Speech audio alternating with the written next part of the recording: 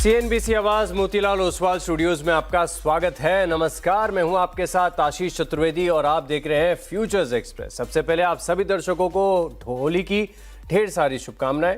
चलिए एक बार मार्केट का चेक लेते हैं और देखते हैं कि निफ्टी में किस प्रकार के एक्शन यहां पर आपको देखने को मिल रहा है। कमजोरी देखने को मिल रही है शुरुआती सत्र से लेकर अब तक और गिरावट गहरा रही है। गिरावट तकरीबन 2% की है। 24,370 के एक स्तर पर आपको नजर आएगा निफ्टी। लेकिन ऐसा नहीं कि सिर्फ निफ्टी गिर रहा है। बैंक निफ्टी को देखें, मिड कैप को देखें, स्मॉल कैप को देखें, चारों तरफ सिर्फ और सिर्फ आज होली के दिन एक ही रंग नजर आ रहा है, लाल रंग। आप बैंक निफ्टी देख रहे हैं अपनी स्क्रीन पर, 2.25% की गिरावट देखने को मिल रही है। 1500 अंक नीचे, यानी 2.5% का कट है निफ्टी मिड कैप 100 में। और वहीं बात करें स्मॉल कैप्स की तो हाल है बेहाल, 2-2.5% की गिरावट यहाँ पर भी आपको नजर आएगी। अच्छा, खास बात है कि डे लो से रिकवरी नहीं आई है। लगातार इन स्तरों के आसपास हम कारोबार करते हुए नजर आ रहे हैं।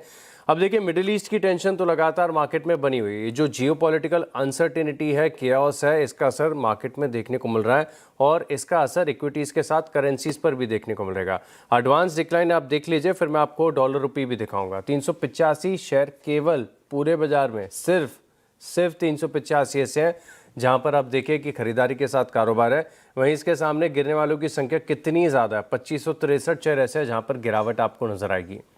अब एक बार डॉलर रुपये के लेकर आता हूं। रिकॉर्ड निश्चित स्तर पर रुपया चल रहा है 92.18, अब तो और 92.25 का स्तर यहां पर आपको देखने को मिल रहा है। यानी अब रिकॉर्ड निश्चित स्तर पर रुपया यहां पर लुढ़कता हुआ नजर आया और ये भी आप देखें तो कहीं ना कहीं सेंटिमेंट्स को डैम्पन करता हुआ है। देख लेते हैं कि एफएनओ के ट्रेडर्स इंडेक्स पर कहां बेट कर रहे हैं। ऑप्शन चेन का डेटा आएगा आपकी स्क्रीन पर, इसे समझते हैं। यानी निफ्टी में कहां पर पोजीशंस बन रही हैं और इन पोजीशंस के लिहाज से आप क्या इन्फ्लुएंसेस निकाल सकते हैं, कहां पर सपोर्ट है, कहां पर रेजिस्टेंस है। बड़ी बेहतरीन तरीके से आपकी स्क्रीन पर चार्ट आएगा और साथ में आप देख सकते हैं कि ऑप्शन चेन आपको बता रही है कि सबसे ज़्यादा जो ओपन इंटरेस्ट कॉल राइटिंग की तरफ देखने को मिल रही है वो 24,400 है। अब ये स्तर कहीं ना कहीं आप देखें तो ऐसा है कि पहाड़ जैसा बना हुआ है और यहाँ पर जो कॉल राइटर्स हैं एक्सपेक्ट नहीं कर रहे कि 24,400 के पार यहाँ पर आपको क्लोजिंग देखने को मिलेगी। वहीं आप बात करें पुट साइड पर तो सबसे ज़्यादा 24,300, ये एक लॉजिकल सपोर्ट की तरफ है जहाँ पर आप 32,70,000 नए शेयरों का जुड़ता हुआ नजर आएंगे ओपन इंटरेस्ट। और टोटल ओपन इंटरेस्ट 51.2 लाख है। 24,300, 24,400, बड़ी छोटी सी रेंज है, लेकिन निफ्टी पर यहाँ पर रखेगा फोकस। हालांकि एक चीज़ बता दूँ कि ये जो डेटा होता है डायनामिक होता है और जैसे जैसे एक्सपायरी और मार्केट में मूव आएंगे ये डेटा भी आपको बदलता हुआ नजर आएगा। अब देखते हैं निफ्टी के बाद बैंक निफ्टी की ऑप्शन चेन आपसे क्या कह रही है। कहाँ पर आप देखेंगे कि ऑप्शन ट्रेडर्स सबसे ज़्यादा बेट कर रहे हैं और सपोर्ट एंड रेजिस्टेंस राइटर्स के लिहाज से कहाँ पर है। सबसे ज़्यादा ओपन इंटरेस्ट अभी आप अपनी स्क्रीन पर देख पाएंगे बैंक निफ्टी में आपको नज़र आएगा, ये है 59,000 पर। तकरीबन आप देखें 4.83 लाख शेयरों का। और वहीं पर आप देखें तो पुट साइड पर 58,000, यहाँ पर 5,30,000 शेयरों का ओपन इंटरेस्ट है। हालांकि थोड़ी सी पुट राइटिंग यहाँ पर कम हुई है, बैंक निफ्टी कमज़ोर भी काफ़ी ज़्यादा है और ज़्यादातर इंडेक्स आपको यहाँ पर गिरावट के साथ ही नजर आएंगे। ऑल राइट, तो एक बार एफएनओ की ब्रेथ को देखा जाए, बाजार में क्या हालचाल चल रहा है, एफएनओ के स्टॉक्स में कितने शेयरों में। अब देखिए इससे भयानक स्थिति क्या ही होगी। स्क्रीन आपको इंडिकेट करके बता रही है कि सीधे तौर पर सेंटिमेंट्स हो चुके हैं बेरिश। अब ऐसा मैं इसके लिए कह रहा हूँ क्योंकि शॉर्ट 158 शेयरों में है, लॉन्ग अनवाइंडिंग 39 स्टॉक्स में, शॉर्ट कवरिंग केवल 2 शेयरों में और नए लॉन्ग बन रहे हैं केवल 11 शेयरों में। कहां पर बन रहा है एक्शन, तो डिफेंस है, एनर्जी है, यही है इसमें नजर आएगा। स्विगी पर ब्रोकरेज हाउस की एक रिपोर्ट का असर, शॉर्ट कवरिंग में एक आईटी में से इन्फोसिस है और जुबिलेंट फूडवर्क्स, इस पर भी एक रिपोर्ट आई है, इसका असर आपको देखने को मिल रहा है। वहीं आप देखें तो जो फ्रेश शॉर्ट यहां पर क्रिएट हो रहे हैं, पेट्रोल एनर्जी यहां पर तकरीबन 10% तक की गिरावट आई थी। टाटा स्टील लुढ़का है, एलएनटी लगातार 2 दिनों की गिरावट, गैस स्टॉक्स में गिरावट है और पीजी इलेक्ट्रोप्लास्ट ये भी 6% करेक्टेड। लॉन्ग अनवाइंडिंग है, सेल में बैंक ऑफ इंडिया कमजोर, टोरेंट पावर कमजोर, इंडियन बैंक में 5% की गिरावट और आईसीआईसीआई प्रूडेंशियल इसमें भी 4.5% का कट है। यानी ओवरऑल आप देखें तो मार्केट के सेंटिमेंट्स हो चुके हैं बहुत ज़्यादा फ्रेजाइल और चारों तरफ सिर्फ और सिर्फ गुलाल ही आपको नजर आएगा। लेकिन ऐसे मार्केट में क्या करें। चलिए, इतनी बड़ी गिरावट के बाद इतना आसान नहीं होता है बिकवाली करना, और अगर बिकवाली करनी है तो किन स्तरों पर करनी है, खरीदारी करें तो कौन से स्टॉक्स में करें, और इंडेक्स की पूरी रणनीति समझाने के लिए हमारे साथ जुड़ रहे हैं एक्सिस सिक्योरिटीज़ के राजेश पालविया। सर नमस्कार, शो में स्वागत है आपका। सबसे पहले होली की ढेर सारी शुभकामनाएं, बधाई आपको। मार्केट तो बहुत ज़्यादा कमज़ोर है सर। ऐसे में कौन से लेवल्स पर ध्यान रखें और सेटअप क्या इंडिकेट कर रहा है? गुड आफ्टरनून आशीष जी और सभी दर्शकों को, सीएनबीसी आवाज की टीम को होली की बहुत बहुत शुभकामनाएं। देखिए, मार्केट तो काफ़ी वीक हो चला है और देखें तो पूरा ग्लोबल मार्केट में ही एक सेल ऑफ का माहौल यहाँ पे बनते हुए दिखा है बिकॉज ऑफ मिडिल ईस्ट का जो टेंशन चल रहा है, जियोपॉलिटिकल टेंशन के चलते। और वो अभी भी कहीं थमने का नाम नहीं ले रहा है। तो हमें लगता है जब तक ये नहीं कहीं सेटल होता है जियोपॉलिटिकल टेंशन, जब तक ये मार्केट इसी तरीके से रिएक्ट करेगा। इंडिया विक्स को अगर हम देखें तो पिछले 2 दिनों में जो उछाल देखने को मिला है, जो कि एक फियर इंडेक्स है, ऑलमोस्ट 35-40% का उछाल पिछले 2 ट्रेडिंग सेशन में ही आते हुए दिखा है। तो वो क्लियरली एक साइन है कि यहाँ पे मार्केट में एक काफ़ी नर्वसनेस बनी हुई है। इन्वेस्टर ट्रेडर बैकफुट पे है, क्योंकि जिस तरीके से करेक्शन बना है पिछले 2-3 ट्रेडिंग सेशन में, काफी बड़े डेंट पोर्टफोलियो लेवल पे आते हुए दिख रहे हैं। और इंडेक्स ने भी अपना इंपॉर्टेंट सपोर्ट एरिया वो भी अब यहाँ पे ब्रीच हो चला है। 200 डे मूविंग एवरेज के नीचे हम ये तीसरा ट्रेडिंग सेशन बिताते हुए दिख रहे हैं। बैंक निफ्टी जो कि एक अच्छे सेटअप में था, जहाँ पे एक स्ट्रेंथ थी, वो भी अब कमजोर हो चला है। तो कहीं भी मार्केट में एक स्ट्रेंथ देखने को नहीं मिल रही। कोई भी सेक्टर लीडरशिप पोजीशन में नहीं है। जहाँ पे एक अच्छी बाइंग इंटरेस्ट थी बनी हुई थी, जैसे मेटल में अगर हम देखें, बैंकिंग स्टॉक्स में देखें, ऑटोमोबाइल में देखें, तो ये सब भी अब एक प्रॉफिट बुकिंग की चपेट में आते हुए दिख रहे हैं। इंडेक्स के लेवल की बात करें तो अब 24,500 का लेवल भी टूट चुका है। तो वो तो एक इम्पॉर्टेंट लेवल था और वो भी अब टूट चुका है। तो हमें लगता है इसके नीचे रहेंगे। निफ्टी स्पॉट में 24,500 के नीचे रहेंगे तो ये लोअर साइड का दायरा और भी ओपन हो चुका है, जो कि अब यहाँ से 24,200, इवन 24,000 की तरफ बढ़ते हुए दिख सकता है। सेल ऑन राइज की ही रणनीति रहेगी इंडेक्स ट्रेडर के लिए। जब तक हम निफ्टी स्पॉट पे 24,500 के लेवल को नहीं क्रॉस करते, जो छोटे मोटे जो उछाल आते हुए देखने को मिल रहे हैं, वहां पे शॉर्ट ही करेंगे। स्टॉप लॉस हमारा होगा 24,600 का स्पॉट पे, और ऑन द डाउन साइड 24,200 और 24,000 की तरफ ये निफ्टी स्पॉट गिरते हुए दिख सकता है। बैंक निफ्टी का सेटअप देखें तो यहाँ पे भी अब जो मेजर कॉल कॉन्सेंट्रेशन है वो लोअर साइड पे शिफ्ट होते हुए दिख रहा है। Put base concentration lower side पे शिफ्ट हुआ है, जो कि दिखा रहा है कि अब लोअर साइड पे रेंज खुल चुकी है बैंक निफ्टी की। करीब 58,000 अब नेक्स्ट सपोर्ट है। और अगर वो भी जिस तरीके के मार्केट के माहौल है, हमें लगता है वो लेवल भी शायद होल्ड आउट नहीं कर पाएगा। जिस तरीके से आज प्राइवेट और पीएसयू बैंकिंग बास्केट में सप्लाई है, तो 58,000 हमें लगता है इमीडिएट लेवल है जहां तक फिसल सकता है बैंक निफ्टी। और अगर वो टूटता है तो फिर 57,700 की तरफ भी फिसल सकता है। उछाल में शॉर्ट करने की सलाह है जब तक हम 59,300 400 के ऊपर क्लोज नहीं होते। छोटे मोटे उछाल में शॉर्ट करना है। स्टॉप लॉस हम सजेस्ट करेंगे उछाल में बेचें, लेकिन स्टॉप लॉस होगा 59,300 का। 59,300 के स्टॉप लॉस के साथ आप निफ्टी बैंक में बिकवाली कर सकते हैं और 24,000 की तरफ अग्रसर हो रहा है अब निफ्टी। शॉर्ट पोजीशंस पर ज़्यादा कंफर्ट है, लेवल्स आपके साथ शेयर कर दिए हैं और रणनीति आपको बखूबी समझा दी गई है। लेकिन सर, मार्केट में फिलहाल अगर आप देखें तो स्टॉक्स का एक्शन कुछ समझ में नहीं आ रहा। जैसे कि आप भी राइटली बता रहे थे कि मेटल स्टॉक्स हैं, सब कुछ बढ़िया चल रहा था और आज एक गिरावट यहाँ पर है। ऑफ है इसका एक्शन ज़्यादातर स्टॉक्स में। तो स्टॉक्स में अगर ट्रेड कर रहा है तो कंफर्ट अभी भी शॉर्ट साइड पर बना हुआ है कि कुछ लॉन्ग ट्रेड्स भी आपने आइडेंटिफाई किए हैं? तो देखिए, प्योरली जो वॉर से या एक टेम्पररी प्राइस एक्शन जो क्रूड का बना है उसके चलते कुछ पॉकेट में यहाँ पे बाइंग इंटरेस्ट बना है, तो वो एक बहुत ही चुनिंदा स्टॉक्स है जहाँ पे बाइंग इंटरेस्ट बनते हुए दिख रहा है या ब्रेकआउट बने।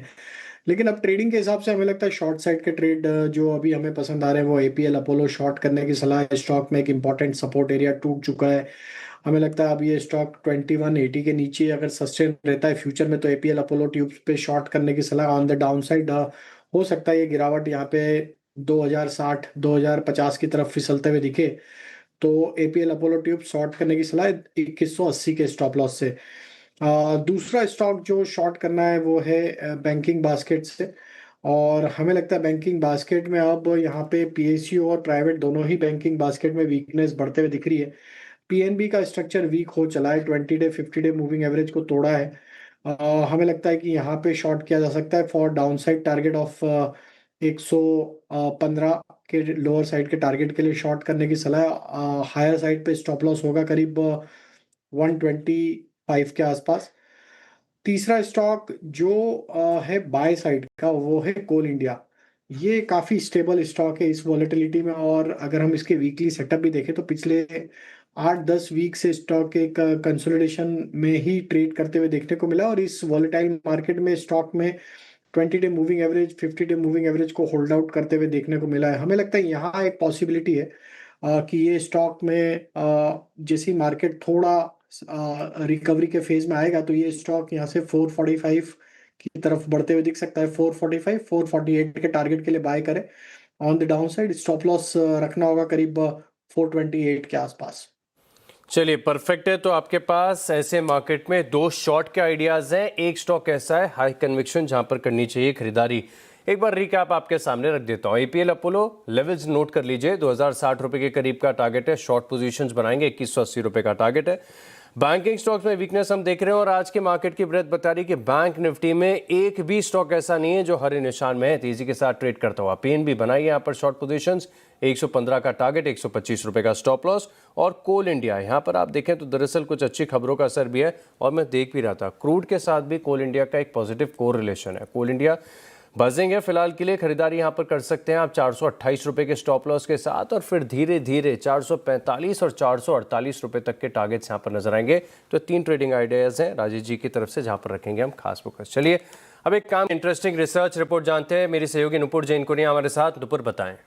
बिल्कुल, जैसे कि आपने कहा था कि काफ़ी कुछ रिसर्च और काफ़ी सारे स्टॉक्स जो है जो आज इम्पैक्ट नज़र आ रहा है वहाँ पर। शुरुआत करते हैं एलएनजी स्पेसिफिक स्टॉक्स के साथ, क्योंकि कतार में जो एलएनजी का प्रोडक्शन है उस पर रोक लगाई गई है। भारत करीबन 40 से 50% सप्लाई जो है वो इम्पोर्ट करता है कतार से। जो बड़ी खबर है यहाँ पर पेट्रोनेट एलएनजी के लिए, गुजरात गैस के लिए बड़ा इम्पैक्ट यहाँ पर देखने को मिल सकता है।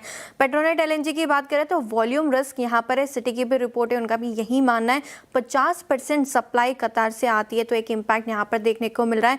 गेल में ट्रांसमिशन वॉल्यूम्स जो है उस पर असर दिखेगा। गुजरात गैस भी ऑलमोस्ट 70% जो है वो कतार से ही इंपोर्ट करता है। और इनफैक्ट हमने सुबह आपको बताया भी था कि गुजरात गैस ने इंडस्ट्रियल कस्टमर्स के लिए ऑलरेडी जो सप्लाई है वो 50% कम कर दी है।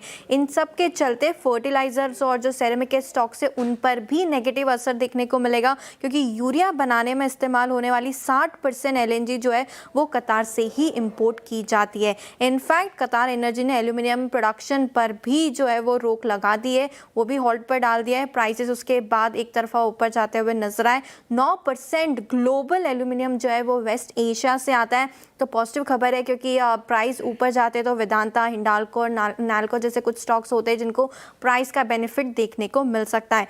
जब से ये युद्ध शुरू हुआ है तब से लेके अब तक क्रूड में करीबन 15% की बढ़त हमने देखी है। तो definitely OMCs, paint companies, tyres, इन सब पे तो असर नज़र आता है। लेकिन दूसरी तरफ ओएनजीसी जैसे स्टॉक्स है जहाँ पर जो हायर ऑयल प्राइसेस है उसका बेनिफिट कंपनी को मिलता है। इनफैक्ट रिलायंस के लिए भी पॉजिटिव है, क्योंकि जो डीजल रिफाइनिंग मार्जिन है वो भी पॉजिटिव आते हुए दिख सकते हैं। एविएशन यहाँ पर भी इम्पैक्ट डेफिनेटली होने वाला है, क्योंकि इंडिया ग्रुप ने आज ही प्रेस रिलीज में कहा कि 500 से ज़्यादा फ्लाइट्स कैंसिल हुई है मिडल ईस्ट और कुछ पार्ट है यूरोप के वहाँ पे। तो करीबन 20% इम्पैक्ट इंडिगो का देखने को मिल सकता है। स्पाइस जेट की 32 और एयर इंडिया की 40 से ज़्यादा कैपेसिटी पर असर देखने को मिलेगा। और साथ ही साथ जो एटीएफ के प्राइसेस है वो भी बढ़ते हुए नजर आएंगे, जिसकी वजह से मार्जिन्स भी कंप्रेस हो सकते हैं। इसके अलावा एलएनटी आज फोकस में है, क्योंकि इनके जो रेवेन्यू है वो 19% है मिडल ईस्ट से, जिसका इम्पैक्ट आज स्टॉक प्राइस में भी नजर आ रहा है और आगे चल के ऑर्डर बुक में भी देखने को मिल सकता है। वीएटेक वाबक 30 से 40% का मिडल ईस्ट से एक्सपोजर है। बीएलएस इंटरनेशनल की बात करें तो करीबन 42% का आपको वहाँ पर दिखेगा। और केआरबीएल यहाँ पर भी 60% से ज़्यादा का एक्सपोजर मिडल ईस्ट से आता है। इसके अलावा पॉलीमर और पीवीसी के भाव भी देखें तो करीबन 5 से 6% की बढ़त यहाँ पर भी आती हुई दिखे। नेगेटिव कुछ स्टॉक्स के लिए supreme industries, astral, Finolex industries के लिए नेगेटिव होता है, लेकिन दूसरी तरफ रिलायंस इंडस्ट्रीज, डीसीएम, श्रीराम पर पॉजिटिव असर देखने को मिलता है। इन सब के चलते सप्लाई चेन डेफिनेटली इम्पैक्ट होने वाली है, तो केमिकल स्टॉक्स भी फोकस में है। बहुत सारे स्टॉक्स और सेक्टर ऐसे हैं जहां पर फोकस रखेंगे। शुक्रिया अनुपुर हमारे साथ जुड़ने के लिए और डिटेल रिपोर्ट और एनालिसिस हमारे साथ शेयर करने के लिए। चलिए इन्हीं स्टॉक्स पर राय ले लेते हैं। और पेट्रोनेट एलएनजी की तो बात आज करनी पड़ेगी। 10% तक का कट स्टॉक में देखने को मिला था, अभी भी फिलहाल 9% नीचे है। सर क्या करना चाहिए पेट्रोनेट एलएनजी में, और गिर सकता है स्टॉक? तो आशीष जी काफ़ी बड़ा कट आज देखने को मिला है पेट्रोनेट एनर्जी में। और स्टॉक को अगर हम देखें तो आज का जो लो बना है ऑलमोस्ट जनवरी में जो स्विंग लो थे उसके आसपास तक आज स्टॉक ने आज का डे लो रजिस्टर किया है। हमें लगता है यहाँ पे 270 इसके लिए नेक्स्ट क्रूशियल लेवल रहेगा। हालांकि स्टॉक का स्ट्रक्चर तो वीक हो चला है, 20-50 डे मूविंग एवरेज दोनों ही आज ब्रीच हुए हैं गैप डाउन में। और हमें लगता है जिस तरीके से अब यहाँ पे संकट बना है तो हमें लगता है 270 इसका नेक्स्ट लेवल है। अगर वो भी टूटता है तो फिर ये गिरावट और बढ़ेगी, बट हमें लगता है टाइम बिंग के लिए 270 के आसपास स्टॉक कहीं सेटल होते हुए दिखेगा। ऑलराइट, लिए कौन सा होगा सस्ता ऑप्शन?